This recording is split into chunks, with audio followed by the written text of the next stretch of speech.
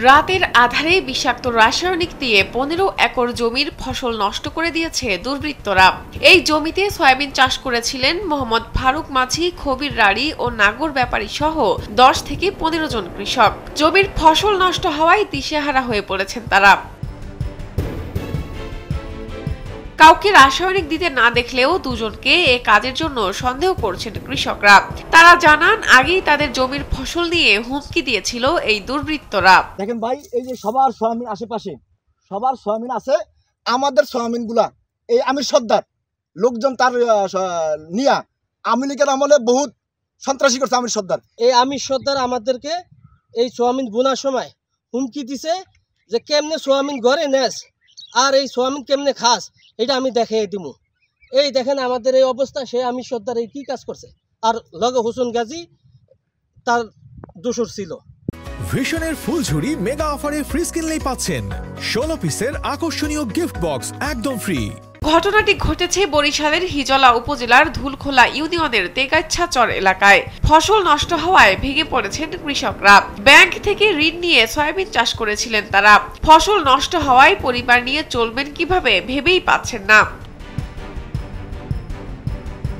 এই ঘটনায় কৃষকরা যাদের উপর অভিযোগের আঙুল তুলেছেন তারা জানান, এ ঘটনার সাথে তাদের কোনো যোগ সাজশ নেই।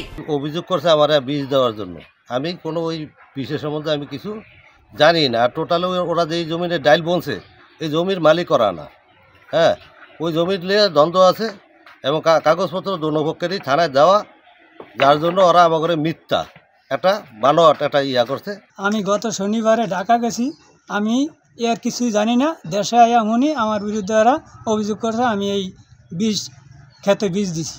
এ ঘটনায় উপজেলা কৃষি উপসহকারী প্রণব কুমার বণিক ফসলের জমি পরিদর্শন করেছেন। পরীক্ষা নিরীক্ষার জন্য নিয়ে গেছেন জমির মাটি। তিনি জানান, বিষক্রিয়ার ফলে এই ক্ষতি হয়েছে। এতে আর্থিকভাবে প্রায় 4 লাখ টাকার ক্ষতি হয়েছে বলেও বলেন তিনি। তবে আপাত দৃষ্টিতে কোনো বীজবাহিত সমস্যায় এই ফসল ক্ষতি হয়ে থাকতে পারে বলে অনুমান নয়। তবে যে কোনো বিষক্রিয়া, যেমন নন সিলেক্টিভ আগাছানাশকে দ্বারা এই জাতীয় ফসলের ক্ষতি সাধন করা সম্ভব। 10 থেকে 12 একরের আনুমানিক সয়াবিনের বাজার মূল্য প্রায় 4.5 থেকে প্রায় 4.5 লক্ষ টাকা। এই বিষয়ে হিজলা থানার ভারপ্রাপ্ত কর্মকর্তা মোহাম্মদ আবুল কালাম আজাদ জানান, ভুক্তভোগী কৃষকরা থানায় লিখিত অভিযোগ করেছে। পুলিশ জমি পরিদর্শন করেছে এবং তদন্ত চলছে। ওটা নিয়ে এখনো তদন্ত চলতে আছে, রাতের ব্যাপার তো ওখানে, ওটা নিয়ে আমরা এখনো তদন্ত করতেছি। তদন্ত অব্যাহত আছে, আমরা ব্যবস্থা নেব ইনশাল্লাহ। নিজেদের মধ্যে শত্রুতা থাকতে পারে, কিন্তু তাই বলে এভাবে ফসল নষ্ট করবে তা ভাবতে পারেননি ক্ষতিগ্রস্ত কৃষকরা।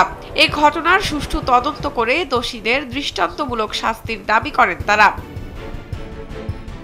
শাহনাজ পারভীন, কালবেলা।